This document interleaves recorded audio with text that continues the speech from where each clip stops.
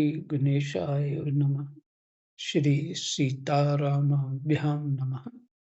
श्री हनुमते नमः। श्री उमापते नमः। श्री गुरुवे नमः। सब संतन की जय जय। जय जय सीताराम। राधे श्याम।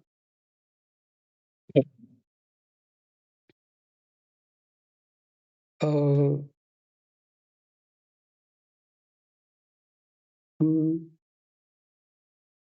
पेज नंबर 748 से पढ़ना है और लगता है कि लास्ट वाला पहरा है या सेकंड लास्ट है। महाराज जी 749 का हो गया था। सेकंड दूसरा वाला गद्यांश से प्रारंभ करना है। गोपियां आई जी, श्री सेकंड कृष्ण से के। आरंभ करना है।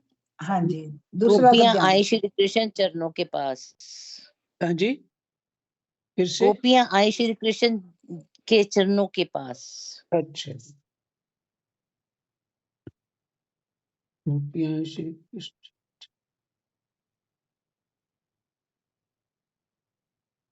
ये तो नहीं मिल रहा है, ये कहाँ का है?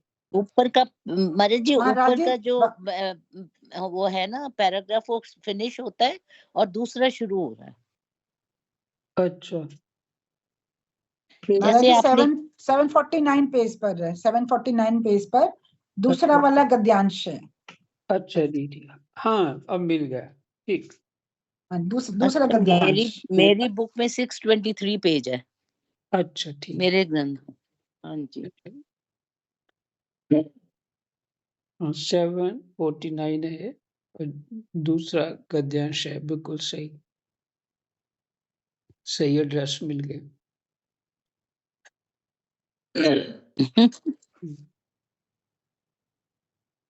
श्री राम कृष्णाय वासुदेवाय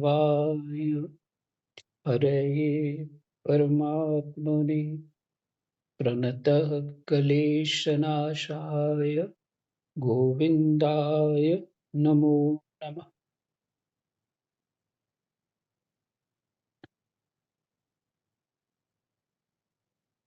वर्णन तो बहुत ही सुंदर है, बड़ा गहरा चिंतन है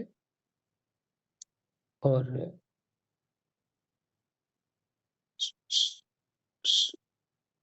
जितने साधन हैं, वैदिक साधन, उनके साथ घटता है। माने उनके अनुसार है चिंतन। ये जो हनुमान प्रसाद पोद्दार जी ने जो दिया है, बहुत ही अच्छा।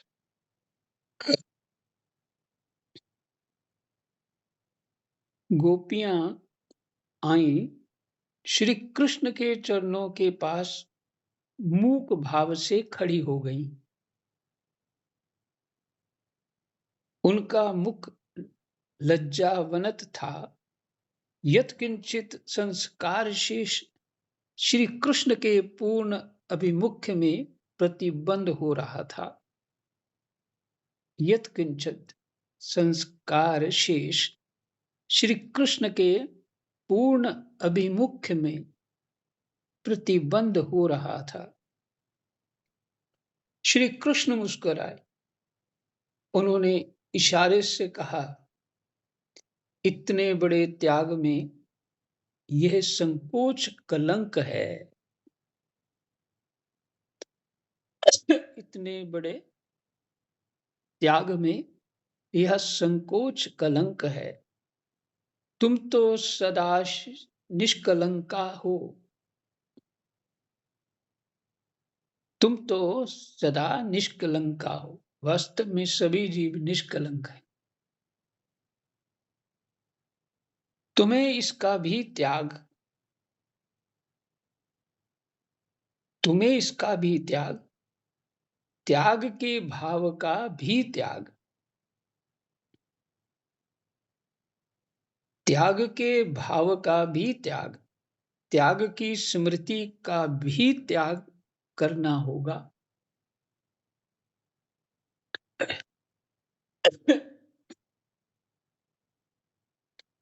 गोपियों की दृष्टि श्री कृष्ण के मुख कमल पर पड़ी।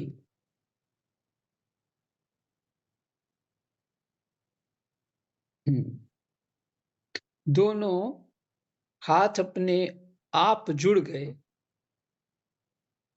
और सूर्य मंडल में विराजमान अपने प्रियतम श्री कृष्ण से ही उन्होंने प्रेम की भिक्षा मांगी।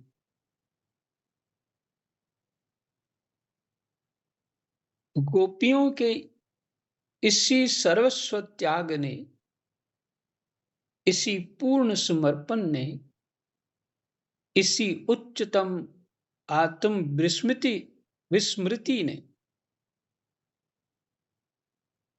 गोपियों के इसी सर्वस्व त्याग ने, इसी पूर्ण समर्पण ने, इसी उच्चतम आत्म विस्मृति ने उन्हें भगवान श्री कृष्ण के प्रेम से भर दिया। वे दिव्य रस के अलौकिक अप्राकृत मधु के अनंत समुद्र में डूबने उतराने लगी।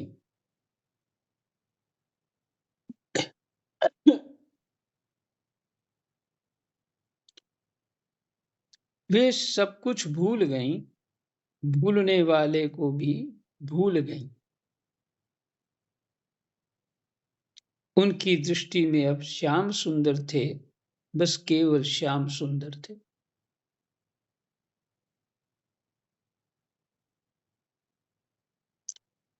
भगवान तो पूरा ही चाहते हैं ना, और वैसे जिसको वो चाहते हैं उसका रहने भी कुछ नहीं देते।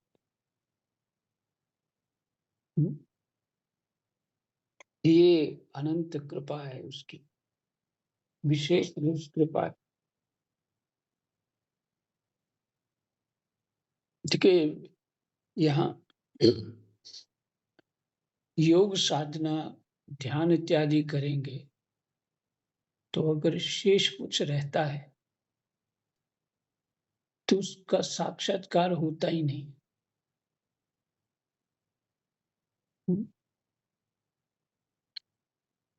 ज्ञान में भी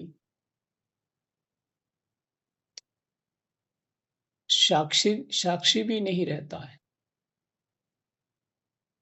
और यहाँ भक्ति में वही बात कह रहे हैं।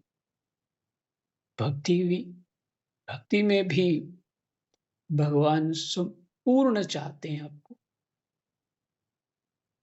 और प्राप्ति तीनों सिद्धांतों से एक ही की होगी।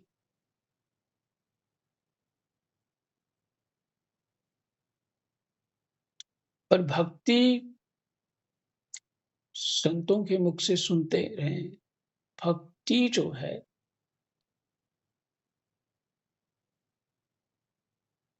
वो दिखती सरल है कठिन, पर भक्ति में विघ्न की संभावना बहुत कम है।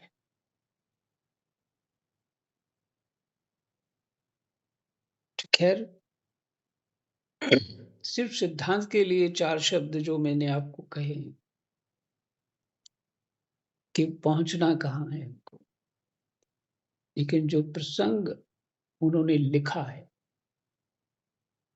ये उनका अपना निज चिंतन है, वो बहुत बहुत ही अद्भुत है।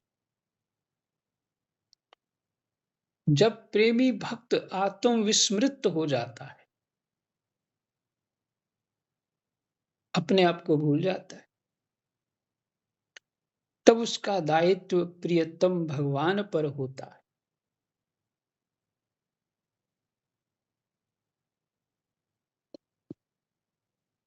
अब मर्यादा रक्षा के लिए गोपियों को तो वस्त्र की आवश्यकता नहीं थी, क्योंकि उन्हें जिस वस्तु की आवश्यकता थी वह मिल चुकी थी। परंतु श्री कृष्ण अपने प्रेमी को मर्यादाच्युत नहीं होने देते।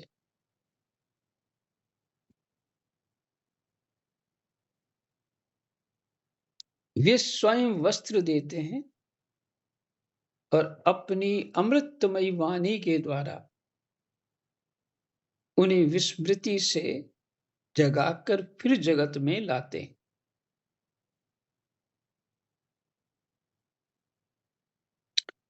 श्री कृष्ण ने कहा, गोपियों, तुम सती साध्वी हो, तुम्हारा प्रेम और तुम्हारी साधना मुझसे छिपी नहीं है। तुम्हारा संकल्प सत्य होगा। तुम्हारा यह संकल्प, तुम्हारी ये कामना तुम्हें उस पद पर स्थित करती है जो निसंकल्पता और निष्कामता का है। उस पद पर स्थित करती है जो निष्कल्पता और निष्कामता का है। तुम्हारा उद्देश्य पूर्ण, तुम्हारा समर्पण पूर्ण और आगे आने वाली शारदीय रात्रियों में हमारा रमन पूर्ण होगा। भगवान ने साधना सफल होने की अवधि निर्धारित कर दी। इससे भी स्पष्ट है कि भगवान श्री कृष्ण में किसी भी काम विकार की कल्पना नहीं है। कामी पुरुष का चित्त वस्त्रहीन स्त्रियों को देखकर एक क्षण के लिए भी कब वश में रह सकता है?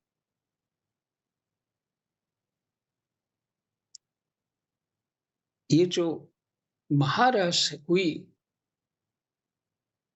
ये उत्सव है, प्रेम उत्सव।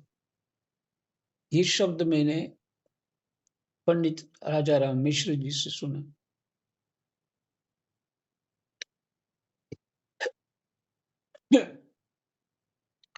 एक बात बड़ी विलक्षण है। भगवान के सम्मुख जाने के पहले जो वस्त्र समर्पण की पूर्णता में बाधक हो रहे थे, भगवान के सम्मुख जाने के पहले जो वस्त्र समर्पण की पूर्णता में बाधक हो रहे थे, विक्षेप का काम कर रहे थे, वही भगवान की कृपा, प्रेम, सानिध्य और वरदान प्राप्त होने के पश्चात प्रसाद स्वरूप हो गए।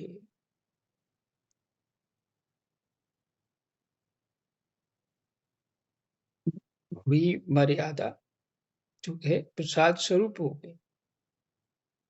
इसका कारण क्या है? इसका कारण है भगवान का संबंध। भगवान ने अपने हाथ से उन वस्त्रों को उठाया था और फिर उन्हें अपने उत्तम अंग कंधे पर रख लिया था। नीचे के शरीर में पहनने की साड़ियां भगवान के कंधे पर चढ़कर उनका संस्पर्श पाकर कितनी अप्राकृत रसात्मक हो गई, कितनी पवित्र कृष्णमय हो गई, इसका अनुमान कौन लगा सकता है?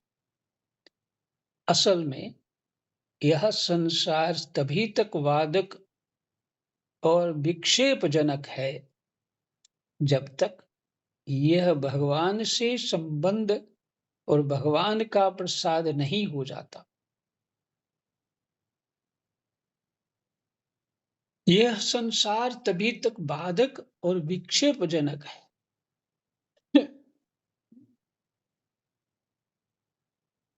जिसको अपना कहते हम हैं, तो बाधक हो जाता है। परमात्मा कहे तो वो बाधक नहीं साधक बन जाता है।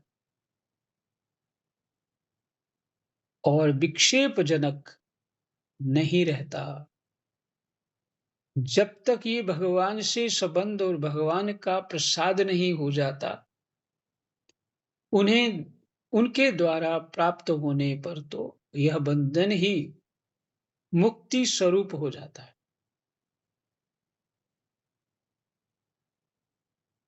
यह बंधन ही मुक्ति स्वरूप हो जाता है। उनके संपर्क में जाकर माया शुद्ध विद्या बन जाती है। उनके संपर्क में जाकर माया शुद्ध विद्या बन जाती है। सिद्धांत तो ये है कि विषयों का चिंतन ना किया जाए, और यदि वही विषय परमात्मा को अर्पित करके वही साधना बन जाए,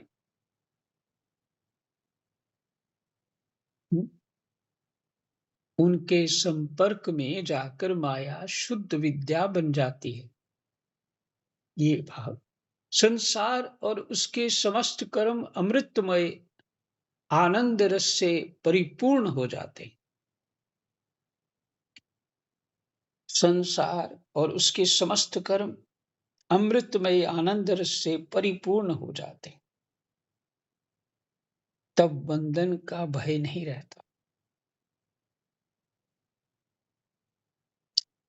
कोई भी आवरण भगवान के दर्शन से वंचित नहीं रख सकता।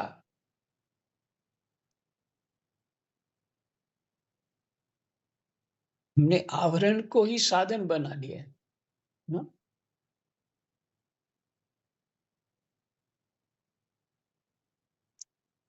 नर्क नर्क नहीं रहता।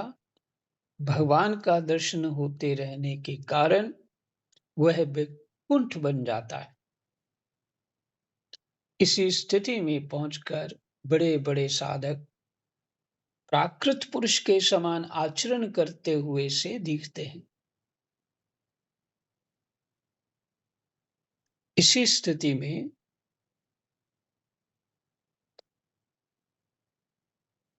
पहुंचकर बड़े बड़े साधक प्राकृत पुरुष के समान आचरण करते हुए से दिखते हैं। भगवान श्री कृष्ण की अपनी होकर गोपियां पुनः वे ही वस्त्र धारण करती,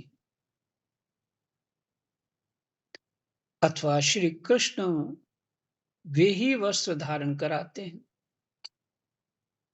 परंतु गोपियों की दृष्टि में अब ये वस्त्र वे वस्त्र नहीं है, वस्तुतः वे हैं भी नहीं। अब तो ये दूसरी वस्तु हो गई।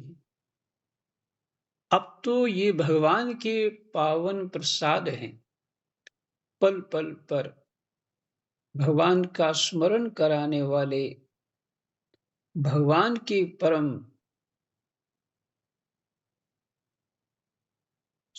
सुंदर प्रतीक हैं।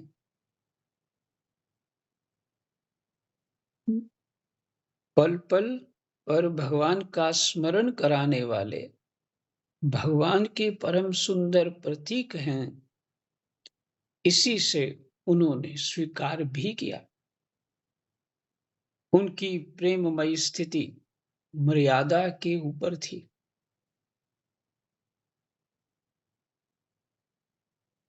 फिर भी उन्होंने भगवान की इच्छा से मर्यादा स्वीकार की। इस दृष्टि से विचार करने पर ऐसा जान पड़ता है कि भगवान की ये चीरहरण लीला भी अन्य लीलाओं की भांति उच्चतम मर्यादा से परिपूर्ण है।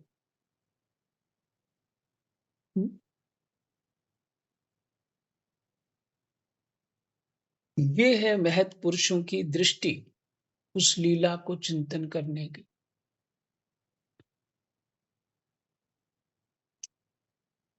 और जो बेचारे अविद्या में ढके हुए हैं, उनकी दृष्टि तो फिर दूसरी ही होगी, इसके बिल्कुल विपरीत। भगवान श्री कृष्ण की लीलाओं के संबंध में केवल वे ही प्राचीन आर्ष ग्रंथ प्रमाण हैं जिनमें उनकी लीला का वर्णन हुआ है। उनमें से एक भी ऐसा ग्रंथ नहीं है जिसमें श्री कृष्ण की भगवत्ता का वर्णन ना हो। श्री कृष्ण स्वयं भगवान है। यही बात सर्वत्र मिलती है। जो श्री कृष्ण को भगवान नहीं मानते, यह स्पष्ट है कि वे उन ग्रंथों को भी नहीं मानते, और जो उन ग्रंथों को ही प्रमाण नहीं मानते, वे उनमें वर्णित लीलाओं के आधार पर श्री कृष्ण चरित्र की समीक्षा करने का अधिकार भी नहीं रखते। जब ग्रंथ ही नहीं मानते तो फिर बहस किस बात की करोगे?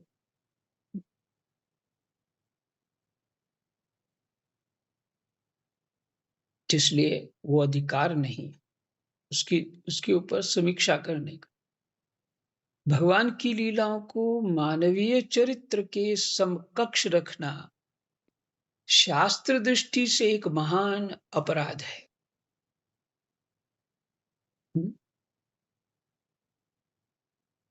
और उसके अनुकरण का तो सर्वथा ही निषेध है।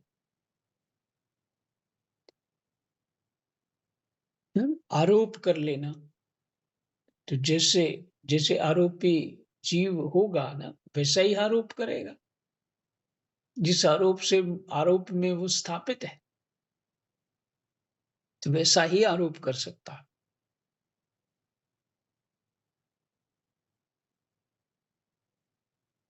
भगवान की लीलाओं को मानवीय चरित्र के समकक्ष रखना शास्त्र दृष्टि से एक महान अपराध है, और उसके अनुकरण का तो सर्वथा ही निषेध है।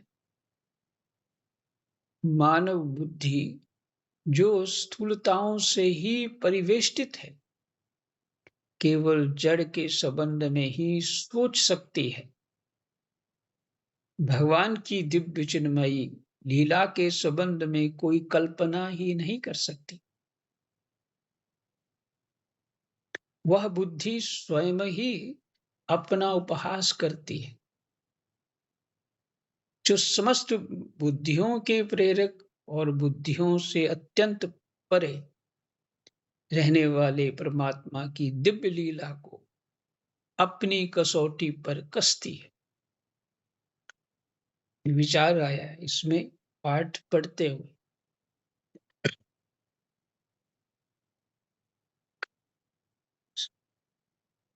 स्वतंत्र होकर के कोई बुद्धि चिंतन करे, समीक्षा करे जगत की, परमात्मा की या जगत की, किसको मैं अनुभव करूं अपनी दृष्टि से। किसी ग्रंथ का, किसी गुरु का कोई सहारा नहीं चाहिए।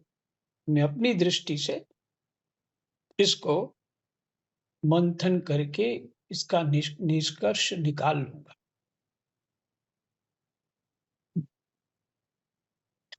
तो चाहे कोई भी हो, संभव नहीं है, क्योंकि बुद्धि ही माया है। तो माया का पार तो कोई पा नहीं सकता। वो चलती रहेगी और जैसा चिंतन करेगी वैसा ही इस प्रकृति का स्वरूप उसके सामने दृष्टिगोचर होने लग जाता है। ये माया है। इसलिए गोस्वामी जी कहते हैं,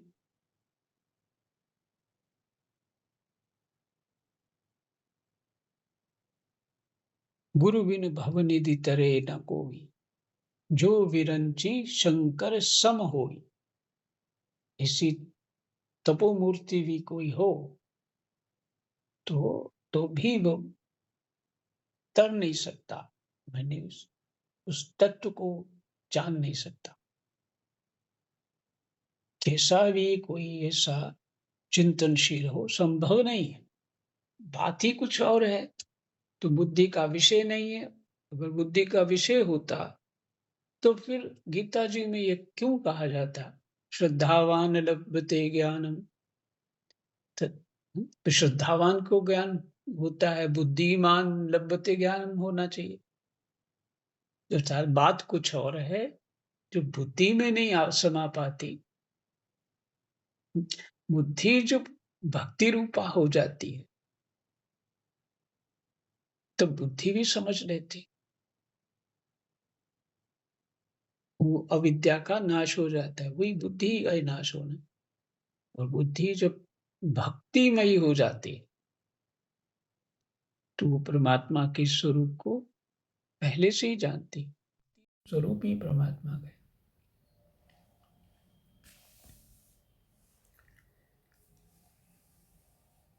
तो इसलिए देखिए, ये जो ग्रंथ है ना, दूसरे इसके सहयोगी भागवत जी के, उन ग्रंथों में जिनका चिंतन गहरा है, तब लीला को भी समझने का बल प्राप्त हो जाता है, यानी समझने की भगवान की कृपा प्राप्त हो जाती है।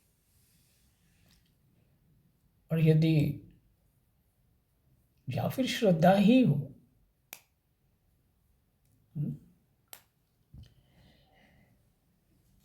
तो देखिए इन सबको उन्होंने अध्ययन किया है। कौन?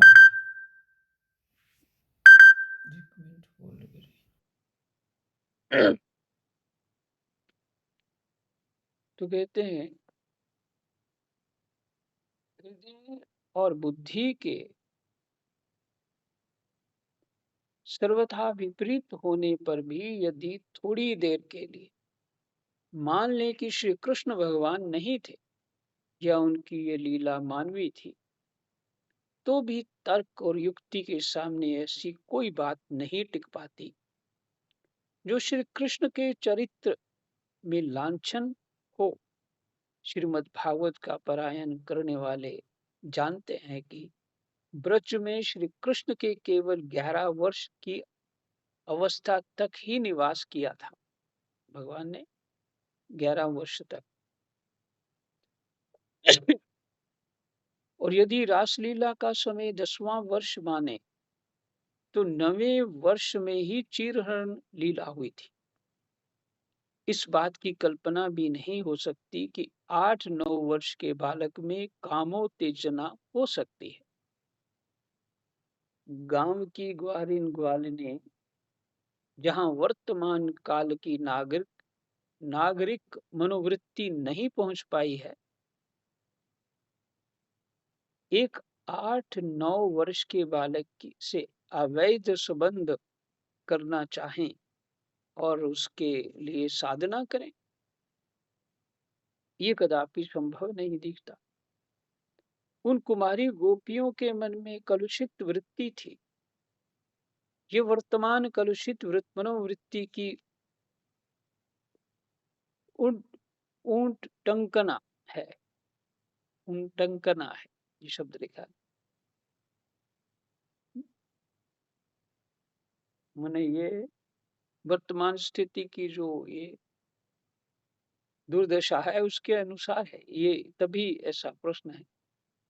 आजकल जैसे गांव की छोटी छोटी लड़कियां राम सावर और लक्ष्मण सा देवर पाने के लिए देवी देवताओं की पूजा करती हैं, वैसे ही उन कुमारियों ने भी परम सुंदर परम मधुर श्री कृष्ण को पाने के लिए देवी पूजन और व्रत किए थे। इसमें दोष की कौन सी बात है?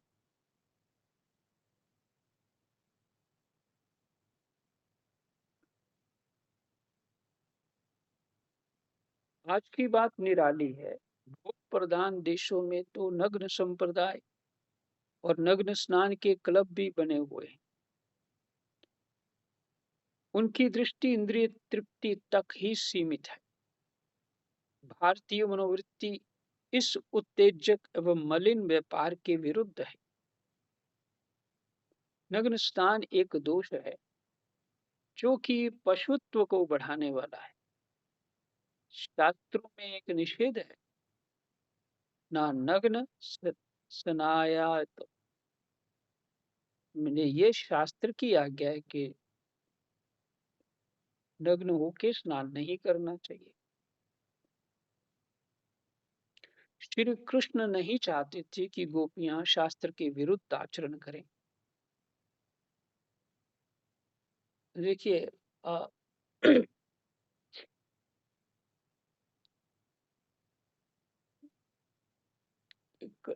इसमें लिखा आयुर्वेद में, आयुर्वेद तो एक दवाई उपचार का ग्रंथ है। उसमें लिखा कि जल में कब स्नान करना चाहिए और नग्न होके स्नान नहीं करना चाहिए। अच्छा, वहां मंत्र भी दिए हैं, उपचार के लिए बहुत सारे मंत्र दिए हैं। जो सूक्ष्म जो प्राणी वहां रहते हैं, नग्न होने पे दूसरी जगह वो आकृष्ट हो जाते हैं, उसके कारण वो हमारे शरीर में प्रवेश कर जाते हैं। तो नग्न स्नान नहीं करना चाहिए। तो महात्मा लोग जो स्नान करते हैं, तो उनको भी आज्ञा यही होती है, बिना लंगोटी के स्नान नहीं करना। हाँ, अब तो जंगलों में है वो, फिर भी उनको बिना लंगोटी के स्नान नहीं होने मना किया जाता। तो वो, आप बताइए, जब इनकी ये स्थिति है तो भगवान बहुत भारी दोष से बचा रहे थे, ये इनका कहना। श्री कृष्ण नहीं चाहते थे कि गोपियां शास्त्र के विरुद्ध आचरण करें। केवल लौकिक अनर्थ ही नहीं, भारतीय ऋषियों का वह सिद्धांत जो प्रत्येक वस्तु में पृथक पृथक देवताओं का अस्तित्व मानता है ना, वही बात आ गई। केवल लौकिक अनर्थ ही नहीं, भारतीय ऋषियों का वह सिद्धांत जो प्रत्येक वस्तु में पृथक पृथक देवताओं का अस्तित्व मानता है, इस नग्न स्नान को देवताओं के विपरीत बतलाता है। ये ठीक नहीं, उनका अपमान है ये। श्री कृष्ण जानते थे कि इससे वरुण देवता का अपमान होता है।